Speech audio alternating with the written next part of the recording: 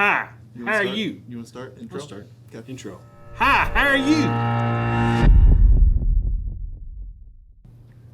What are we doing? Fly fishing. Welcome to Fly Fishing with Dan and Adam. Yay! Yay! Hey, we're talking about fly line. Because I'm not a fly fisherman. I'm a guy who fly fishes occasionally. Is that your hand on my knee?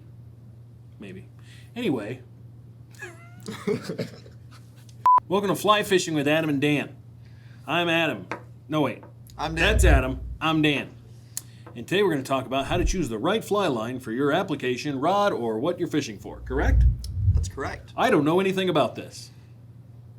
Take it away, Adam. All right. Thanks Seriously. for the intro, Dan. That was good, wasn't it? I went to so- school for that. It's good. I don't know. A few things I would kind of think about when selecting a line. If you're the guy who's trying to get into fly fishing, you don't really know what you're doing. You don't want to make a huge commitment into it financially. You're going to see an $80 or $90 line and be like, holy Moly. moly. We'll go with that. Holy moly. Why would I spend $90 on a line? Yeah. That might be the most important part of your kit, is your line. Your line and your rod kind of come together to make the most important part of your kit. Your reel just holds the backing. It has the drag and it holds the backing. Stupid reel. So I wouldn't, it's a little scary to see a $90 line, but it's extremely necessary. If you're a little kind of hesitant about that and you'd rather not do it, this line, this Monarch, makes a great line. This 101, price point wise, is a lot better than these Cortland lines. Now, the Cortland lines are fantastic, don't get me wrong. Price point wise, this is going to make you a little happier, and it still throws pretty well. So just speaking of Monarch, this is a good line. This is also a great line for Monarch. This one's very interesting. It actually has a gel spun core.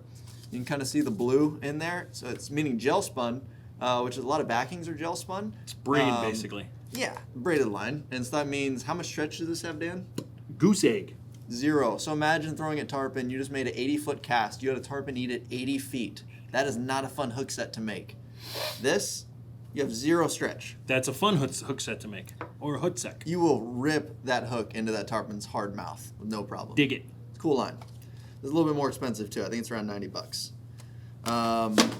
So let's move on to Cortland now. We got a What good about lineup. that guy over there? I'm gonna get to that. Okay. So moving to Cortland. Cortland. So if you're okay with spending $90 a line, which you should be, if you're getting into fly fishing, this is commitment. This is a fantastic line to start with if you're still kind of a newbie. This is a liquid crystal guide. So if you think about a guide, what does a guide do? He takes people fishing, right? That's what he does. He guides them. He guides them, right? Yes. He probably doesn't know about those people. I'm sure he's got friends he takes out, but I'm sure he takes plenty of strangers out. He doesn't know how they can cast. He doesn't know how good they are, their experience with fly fishing. This is a fantastic line for that. A lot of people can throw this. It's not very hard to throw. It fishes extremely well. Fantastic line. Sort of an all-purpose. Yeah, it's like an Come get you all-purpose. some. Got it. It's not technique specific. Keep that in mind. Okay. This bonefish, for example, is technique specific. For bonefish. For bonefish. So this has got a pretty good sized head on it. You can pierce into the wind pretty well, but the front taper the line basically just goes down very, very, very lightly. So it's extremely light. Yeah. So when you're throwing, 40-foot casts to these really spooky bonefish in 10 inches of water, the fly's not going to pound the water. It's just kind of gently going to go in. I understood like 30% of that. You want me to repeat it? No. Okay. I'm just dumb. Very good line for bonefish. Most bonefish lines are like that. They're real light on the end so they don't smack the water. Flats taper clear is somewhere in between, but think about this, it's clear. You're fishing really crystal clear water for, let's say, permit, stuff like that, down in the Keys, or even our beach snook, that kind of stuff. This works really well and it's clear. All those are colored. Tarpon taper, real aggressive front taper, similar. I guess a good way to compare it would be the bonefish line, but obviously this is 10 through 13 weight. That's what they come in. This is an 11 weight, but it's also clear. So tarpon on the beach, 6 foot of crystal clear water up on the sandbars, or 3 foot of water. Whatever you're doing your tarpon fishing, it's extremely clear, throws extremely well, even with wind. This leaves us with triangle taper now. This is kind of one of the OGs of the fly world. Not a ton of people, new to fly fishing people, will not know this. Are you hungry like a wolf? Not anymore. I just had lunch, but I haven't had lunch yet. So you are hungry like a wolf. Oh my gosh, I'm so hungry. So let's finish this video so you can go to lunch. So this is Royal Wolf. So on the back of this, you can probably see this. That's a picture from 1963 of Lee Wolf with a tarpon that he caught on fly on this same taper. Isn't that cool? That's a giant tarpon. Isn't that cool? Yeah. That's how, this is the OG. This is what all these guys were throwing back in the day. They call it a triangle taper because literally on the back of the line it looks like a spear, like an Indian spear. Yeah. You see that? That's literally what the taper looks like. Yeah. So it's somewhere in between like the guide and like the bonefish line. So it's fairly easy to throw, but not the easiest line out there. But it's also going to hit the water very soft. So this is one of those lines that does not have the loops welded in. So we'll need to watch our nail knot video to see Which we happen to just have recorded. Just now. I was in a different shirt, but How to make a nail knot.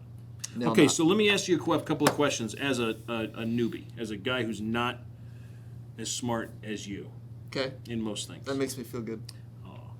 So, first off, when we talk about taper, it's not as much it tapering down as much as it's tapering up to the end of the line, correct? Yes, so So your it's- running line has no taper to it. So it's one- thinner in the back, thicker at the front. Yep. So I didn't know that. For example, in this line, the first 75 feet of it has no taper whatsoever, and then real quick it tapers out thick, and then thin. tapers very slowly back down to thin and Whereas light these as well. more just taper up to a thicker Yep. spot. Okay. Question 2. Are there certain lines that are better for certain rods? That is a very good question. So the Lamson rod, for example, we have some rods behind us. The Lamson SS is a fairly fast rod. And by fast we mean just like in a spinning rod, there's the flex, the main flex in the rod is closer to the tip, correct? Exactly. So they feel stiffer, even when they're not. They just feel stiffer. So the Lamson SSS is pretty fast. The Cross Current GLX, G Loomis, is pretty fast. Those rods really do well with a guide type of line on it. Something with a pretty heavy head that'll allow you to load that rod real quick. So you can have 15 feet of line out of that or 10 feet, and you'll have enough weight on that to load that heavy rod, Gotcha. which works out well. So did that answer your question? That so answered my question. Cool. That was fantastic. I literally think I'm a better fly fisherman now. I'm glad Although I could don't do still it. don't call myself a fly fisherman. You should. I call myself a man who fly fishes. And these also, like you were saying, this one has no loops. This has a welded loop on the end, Both ends. both ends. Just so people know, and I only know this because I line these up all the time, but you got a couple of loops on the end, just So like this. Those, what we generally do there is do a Bimini Twist on your backing Mm-hmm. and loop that in. Basically, it makes it the easiest. Bimini Twist is a great knot. And then from your leader, you can do any kind of loop knot you want from there. And if you subscribe to our YouTube channel and follow us on, we're going to do a Bimini Twist on the knot of the week, probably in the next couple of weeks. Ooh, why didn't we think of that yet? That was a good idea. I just thought of it. See, people would have thought we were thinking ahead. You just ruined it. Now we look like idiots. We got to be real, though. I don't want to be like. I'm fake. never real. But I'm actually a foot shorter than I look because I'm fake. I think we're done with this video. I think we're done with this video. So if you need any help with this, come down to the shop or give us a call or email or send us a telegram or anything like that. We'll be happy to help you out with your fly line choice. Here at Tailwater Outfitters. Where are we? 30801 US Highway 19 North. It's just north of Curlew Road. Actually, Palm Harbor. connected to Dick Norris Buick GMC Yeah. and Norris Marine Center. You can buy a truck, a boat, and a fly rod all in one shop. I think we're done here. Bye.